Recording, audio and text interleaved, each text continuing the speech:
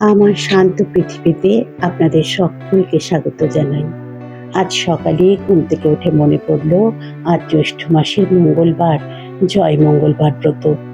বাংলার ঘরে ঘরে মেয়েরা এই ব্রতটি পালন করে, আমিও করি। কিন্তু বাড়িতে পুজোর জিনিস কিচ্ছু ছিল না। স্নান করে বাজারে গিয়ে সব নিয়ে এলাম। এত রোদ্দুর, ক্লান্ত হয়ে বসিয়ে পড়েছিলাম।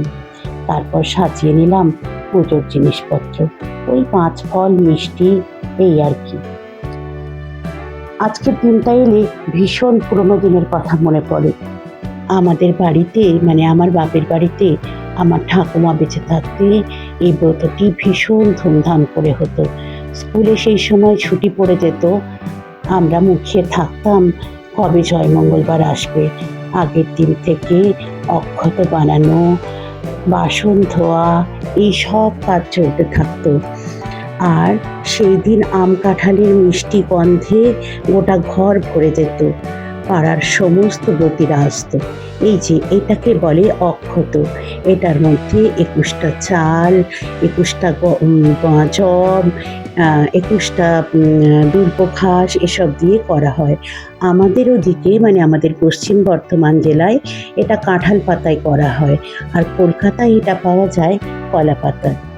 যাই হোক, যে কথা বলছিলাম, যে পুজোরি দাদু আসতেন, তিনি আবার সারা ভারত ভ্রমণ করা সে যুগে। তার কাছে অবাক হয়ে সেসব গল্প শুনতাম। আর ব্রত শেষ হয়ে গেলে সুযোগের অপেক্ষায় থাকতাম মা কখন ব্রত কথা পড়তে বলবে। ব্রত কথা পড়ার সব থেকে বড় উদ্দেশ্য ছিল সব ব্রতীরা বসে বসে ব্রত কথা শুনতো, আর শেষ হয়ে গেলেই হাতে পয়সা দিত। সেই পয়সাটা ছিল তখনকার দিনে বলতে পারেন জীবনের প্রথম রোজগার।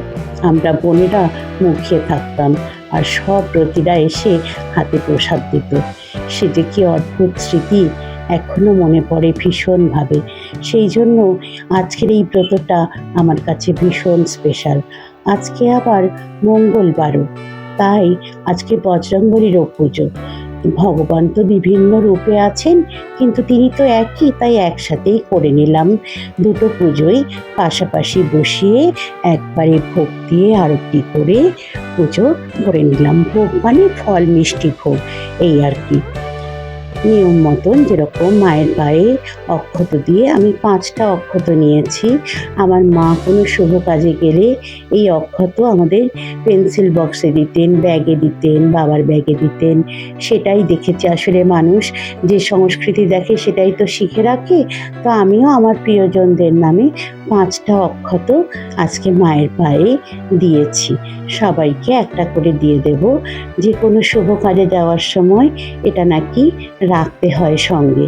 তো সেই সংস্কার এখন যেন ফিরে আসছে নিজের জীবনেও। যত বড় হচ্ছে, মেয়েরা তো মাকে, ঠাকুমাকে, পিসিমাকে দেখেই শেখে, সেই রকম আর কি।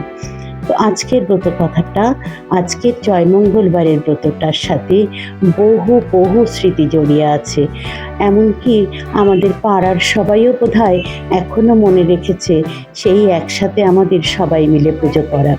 ব্রত কথা পড়ে নিলাম।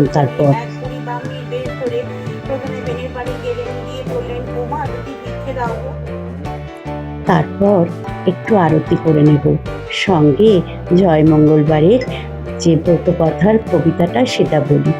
সোনার মা মঙ্গলচণ্ডীর উপর বালা, কেন মা মঙ্গলচণ্ডী এত বেলা, হাসতে খেলতে পাটের শাড়ি পরতে, সোনার দোলায় দুলতে, তেল হলুদ মাখতে, আঘাটায় ঘাট করতে, আপদকে পথ করতে, অরাজকে রাজ্য দিতে, আই বুড়োর বিয়ে দিতে, হাঁপুতির পুত দিতে, নির্ধনের ধন দিতে, চোরের বন্ধন ঘুচতে, কানার চক্ষু দিতে, অন্ধের নড়ি দিতে, তাই এত বেলা।